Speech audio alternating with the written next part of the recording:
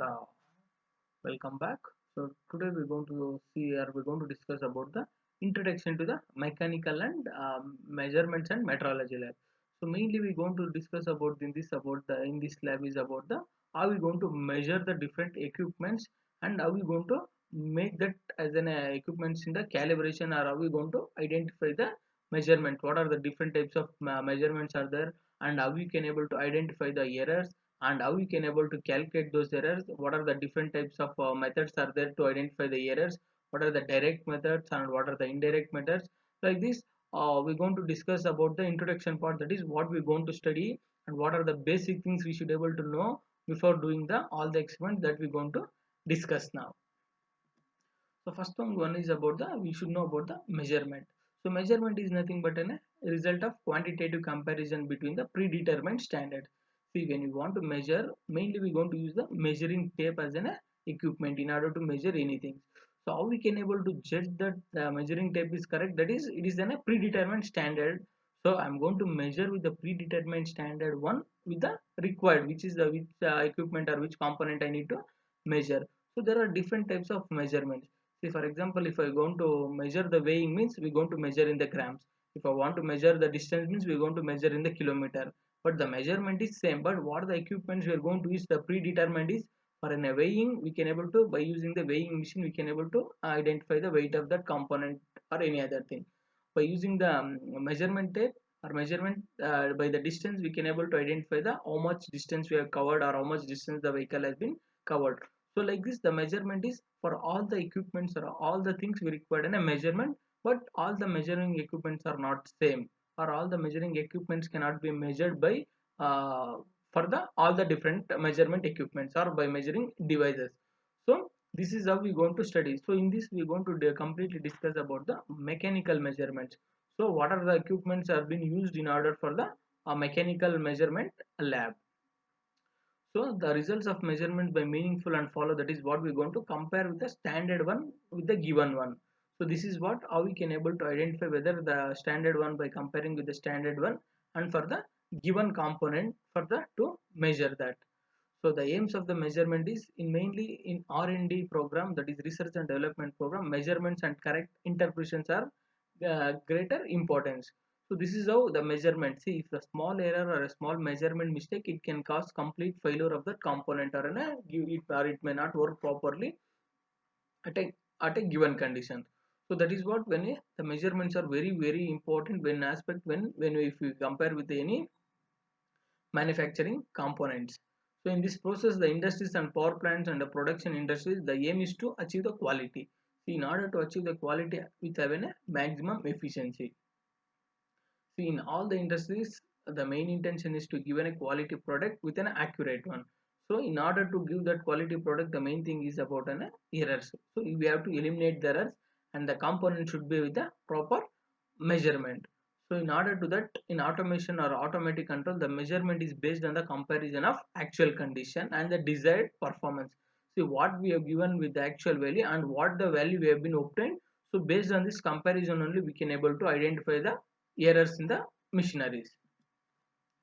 So the main thing in this measurement is, so there are three methods to solve the complex problems in mechanical design. One is empirical method, based on the previous performance, based on the previous records we can able to identify and we can able to analysis, and based on that we can able to identify the performance of the previous components and comparison with the new components. So the next one is about the rational method. So the rational method is based on the scientific theory or based on the proved theories we're going to compare with that method. And the next one is about the experimental method, that is one is based on the trial and error, by keep on increasing or reducing the values, and the trial and error method by keep on increasing or decreasing or changing the combination we're going to find out that with an existing knowledge. This is how based on these three methods only we can able to solve the almost all the complex problems in the mechanical design. So the next one is about the classification of methods of measurements. Are we going to classify that? One is a self operated type, and other one is a power type, and other one is self contained or a remote by indicating type. So all these are the different types of methods of measurement. So whether if you go for a self operated means commonly applied, that is the development programs or an experimental programs. This is like in a mercury in a glass thermometer. If you go for in a power type, like it is an a hydraulic processor and a by using an electric power or by using an a compressed air, like this we can able to identify the class by the different methods of measurements. So mainly we want to discuss or deal with this, that is what about the fundamental methods of measurement. So there are mainly two basic methods of measurements. One is direct method and indirect method. So in the direct method, what we're going to see is not accurate and not sensitive. In the direct, we cannot able to identify it's not an exact accurate and it's not exact and not sensitive. If you go for an indirect method, comparison by standard. That is indirect method is nothing but already we will be having a standard equipment. We want to compare or we want to measure that within a standard equipment. For example, if you take that as a measuring tape or weighing machine, these are all standard, but we going to compare with the standard by adding some weights there in order to comparison. That is what we're going to consider as an indirect method. The next thing is about the factors in selection of measuring instrument. What are the factors that we need to consider further in a measuring instrument, whether it might be a small component or a small industry to the large industries. So all the things we need an accurate and with an exact measuring systems. The following factors are very essential for the proper selection of a correct instrument of any application. How accurate is the measuring to be made? Yes, how we going to accurately we going to measure that, and what are the final data, that what are the data has been required for us to in order to measure that, and how expensive whether measuring process be. So all this form all these measuring instruments or all these factors will come into the picture, where whether the quality of measure as a constant value or what would be the time variant. So all these factors will come into the picture when you go into further measuring factors when you're going to select for a measuring instrument. So the next thing is about the measurement systems. What are the measurement systems we have, especially when we go for a measuring system labs? That is primary sensing device, transducers, intermediate modifying stage, and terminating stage. That is what we call it as a secondary indicating instrument. So these are all the different types of measuring systems are there. Next one is about the static measurement. What do you mean by a static? Static is nothing but it deals with the measurement of those quantities which remain constant. Static is nothing but which remains constant, that we're going to measure, that what we call it as a static measurement. So next one is about the drift. Drift means the instrument reproduces the same reading at different times for same variation. This is what we call the drift, means the instrument reproduces the same readings at different times for same variation in the measured variables.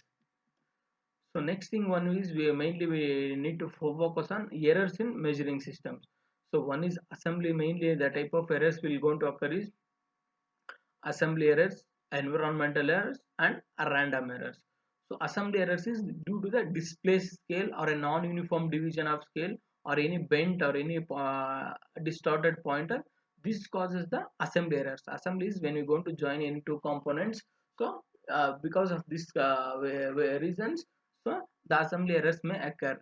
And the next one is about the environmental errors. Environmental errors is nothing but due to the temperature or due to the humidity or due to the altitude. So the the material behavior changes at these conditions.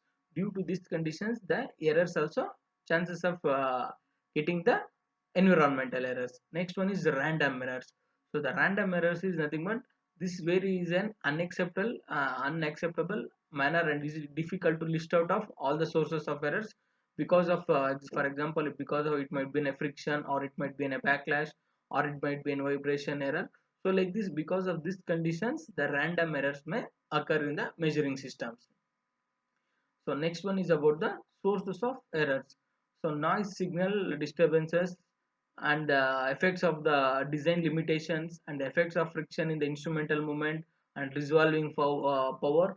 So these are some of the sources of errors that may get because of the following reasons. Because of the following reasons. So the main thing what we're going to study in this measurement lab is about the calibration, and about how the errors are we can able to occur, and how we can able to modify that error, and we're going to identify the readings. So this is are the some of the basic things that we need to know about the